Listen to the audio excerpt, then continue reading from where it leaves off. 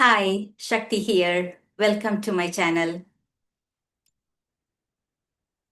Today I want to explore the challenges of living a human life and the model I developed to create authenticity, to become an authentic person. Many spiritual teachers say that human life is a master's degree curriculum. It's not easy, it's very challenging to lead a human life in this earth school where students of all different levels are in one single classroom with the wide varieties of curriculum available to you, and it's your responsibility to choose the right curriculum and learn and grow.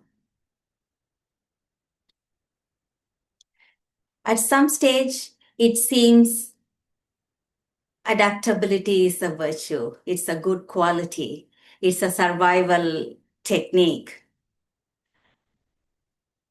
Maybe it's more fitting to say survival of the adaptable rather than saying survival of the fittest. From infant state onwards, we learn to adapt. We sacrifice our authenticity for approval.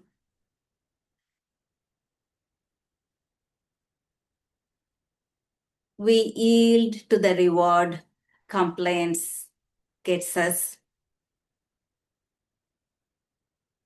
Conformity, compliance are rewarded.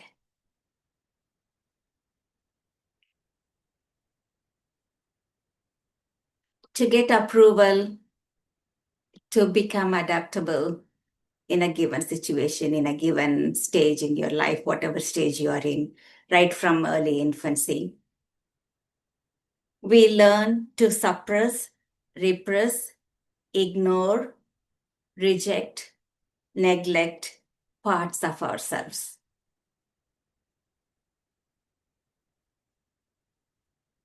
That's our survival mechanism, defense mechanism. It works, probably works very well for many of us for a very long period of time. But there comes a point in life when people start feeling dissatisfaction. Despite all the adaptation, despite all the compromises, conformity, compliances, there is still something lacking. There is no satisfaction. There is no peace. You are constantly chasing the carrot in front of you. That's when people stop and look back. What I have done in my life? What did I do? Why did I do what did I do? Where am I today? Where do I want to be? What do I have to do to regain my inner strength, my peace, my authentic voice, my authentic self?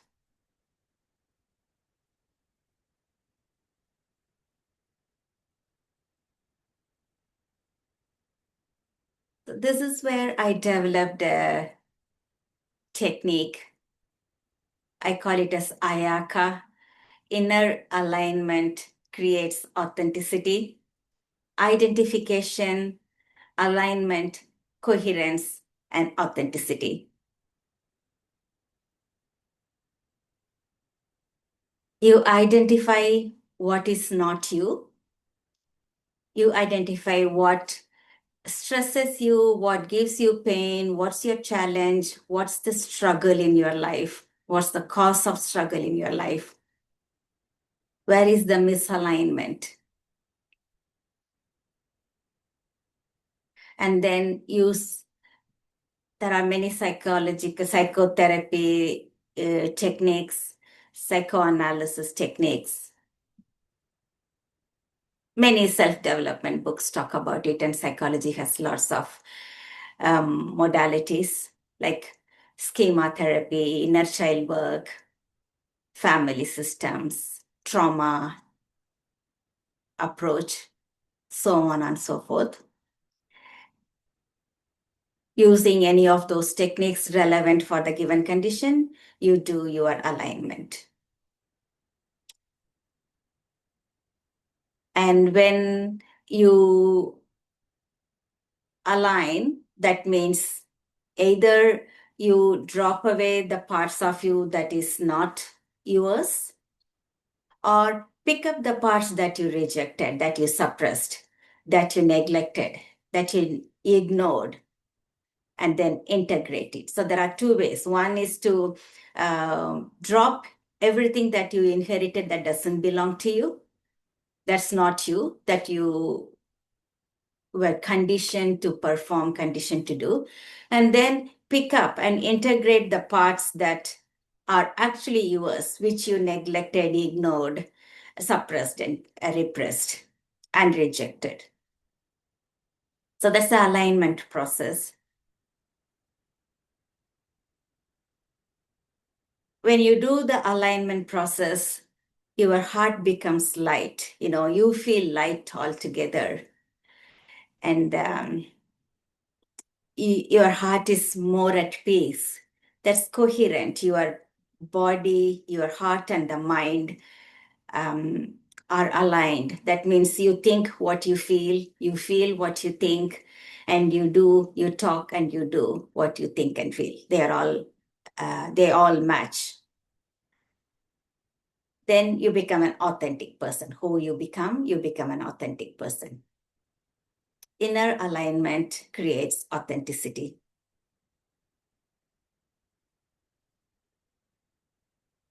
I want to explore with 3 examples.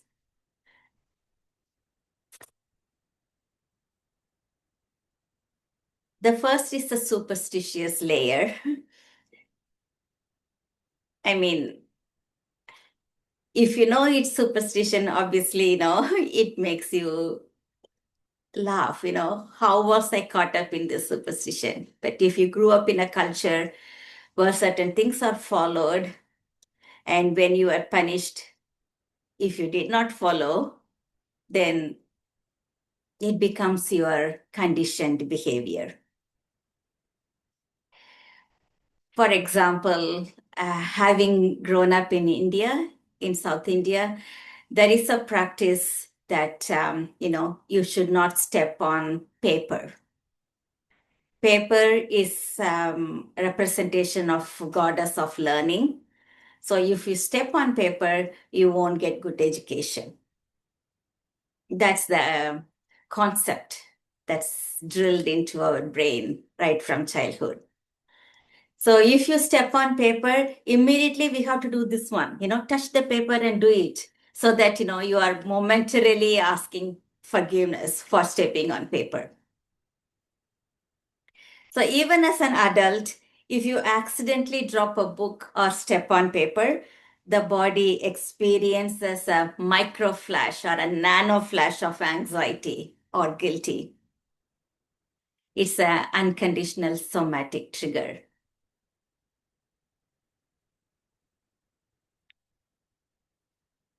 So you identify it. It's just the conditioning.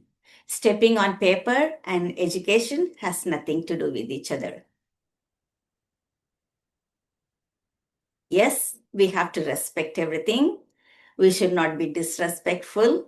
That's different than stepping on paper. So if you are so conditioned by that conditioning belief system, and if you catch yourself teaching young children the same thing, like I have seen in my family, the older generation telling the younger generation, young babies, to do this and not what the do's and don'ts of everyday thing. One of them is not to step on paper. And a fear is attached to that action. If you do this, you will have that consequence. You won't get good education. Fear, inducing fear for certain behavior. This is such a trivial matter. Even for that, a threat is used to make the child conform, make the child obey. So to break free of this conditioning, it can be an intellectual process here.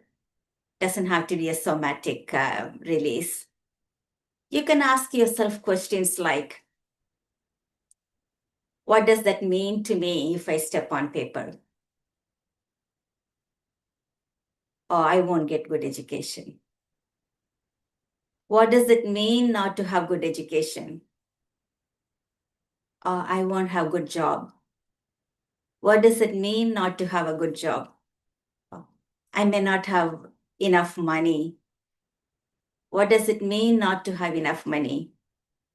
I may not have comfortable life. I will be struggling. So does money equals comfort? Does money equals ease and struggle-free life? You keep asking questions to yourself. You ask the question and write the answer. One of the good practices could be to ask the question using your left hand if you are a right-hander, and write the answer with the other hand, or swap it whichever way. Use one hand to write the question and other hand to write the answer. So let the answer flow. So you come to a point where there is fear. I may not have a good life. I may not have comfortable life. I will struggle. This will cause pain. That will be a challenge. The fear related, the aspects of life, how fear controls. You get to that point and realize stepping on paper is deeply related to that fear. Then you can use your discrimination and say, they are two different things. Stepping on paper has nothing to do with what one might experience in life. So you break free of that conditioning. That's alignment. Once you are free of the conditioning, then you become lighter. So you don't, that momentary pull doesn't exist in your heart. If you accidentally step on a piece of paper or drop your book, that pang is not there. It dissolves. You become free. Then, as a result of that, your attitude towards book and paper is different. You respect everything, but there is no fear attached to the behavior. So you become an authentic person from that aspect, from that point of view. IACA in working. The second example I want to say is another common, this is a worldwide phenomena you can probably see everywhere. In many families, people say, follow the family tradition. Every family has their own tradition. And you are not meant to question it. You have to blindly follow it, whether you like it or not. If you like it and you are following it, there is no friction there. There is nothing to analyze, nothing to align. There is already an alignment there. When you don't like it, when there is misalignment, when there is friction, That's when you have to question.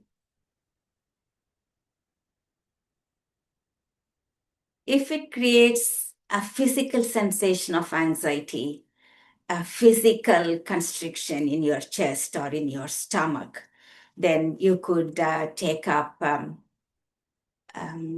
any somatic therapy, inner child work or family systems work or trauma therapy or anything like that.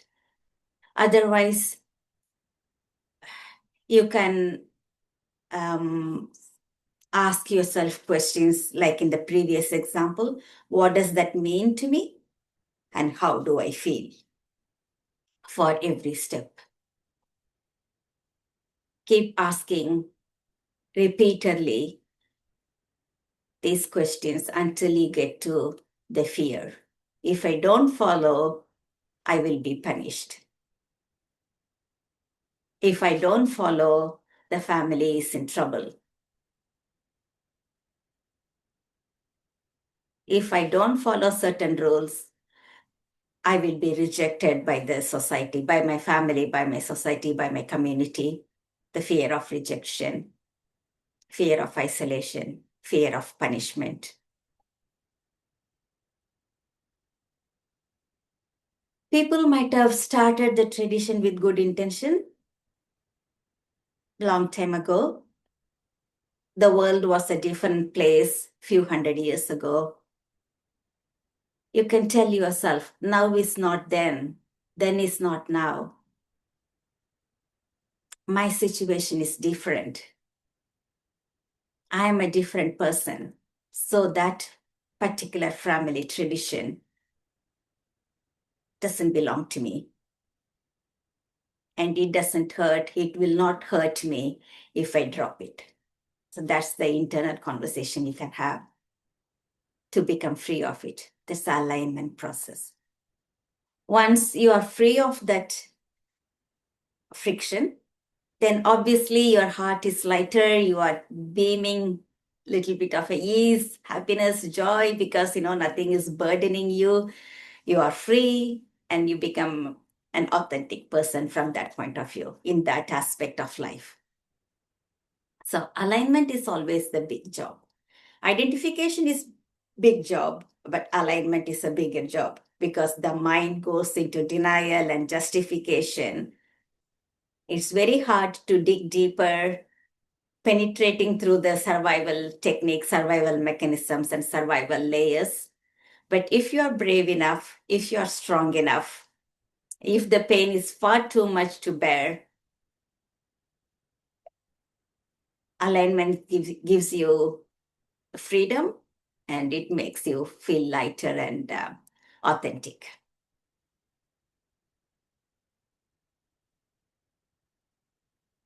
Third example I want to give is a kind of an existential layer, a misinterpreted doctrine.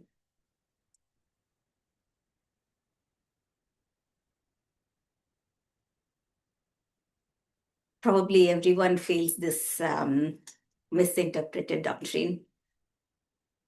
It's your duty.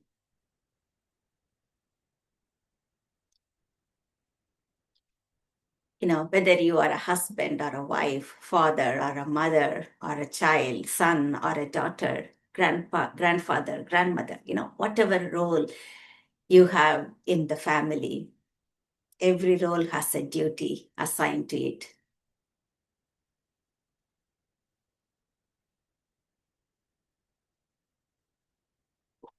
The duties were assigned probably several decades ago, several centuries ago for the different roles. The world was a different place, the time was different, the socioeconomic conditions were different. People assigned duties to keep the family system safe, the society coherent, and the country as a safe place. Many of them may not be applicable today. If you feel inner conflict, friction, if anything is assigned to you as a duty and that doesn't match with your approach to life, with your present condition. And if you are in war inside you, first of all, you have identified what is bothering you. It's your duty that's bothering you, whatever was the duty. And then do the alignment process.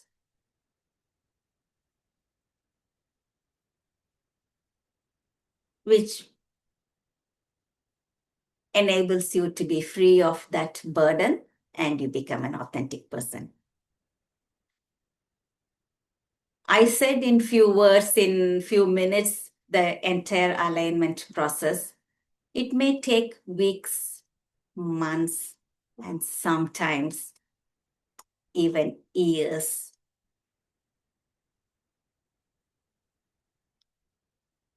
When I found out, or when I learned for the first time to love myself, first of all, even the idea that I need to love myself was very, very strange. It was so new to me. Initially, I refused, what's there to love myself? How can I love myself? The very first time I stood in front of the mirror and said, I love you, I couldn't say. I cried and cried. It took few weeks, maybe a month or two, for me to say, standing in front of the mirror and say, I love you, was a huge step forward. Then to love myself in every single thought, in every single action, in every single word I say about myself.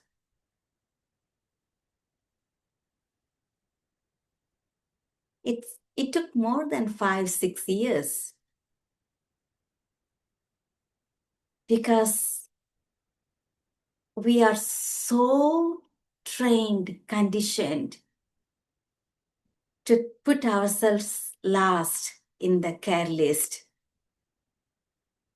The society condemns you as selfish if you do anything in regards to yourself. So to learn that selfishness is different from loving yourself, self-centeredness is different from carrying yourself. Itself is a huge learning process. Learning intellectually is one thing, but actually applying it to yourself and prioritizing your own needs, your likes and dislikes in a respectful way was a big learning curve. So from my experience, I would say sometimes the alignment may take long time. But if peace is what you want, if freedom is what you want, go for it. It's not impossible. It's not unachievable.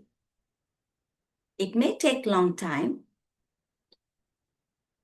but the reward is immeasurably great. The peace is immeasurable. The freedom, there is no word to describe. How light you feel, how strong you feel, how powerful you become, that authenticity that you radiate, no words can describe it. It's beautiful, it's strength, it's power.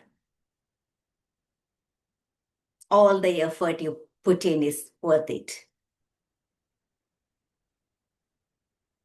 So IACA, inner alignment creates authenticity. Identification, alignment, coherence, and authenticity. Layer by layer, step by step, we become more and more authentic of ourselves. Welcome to the baseline. Thank you.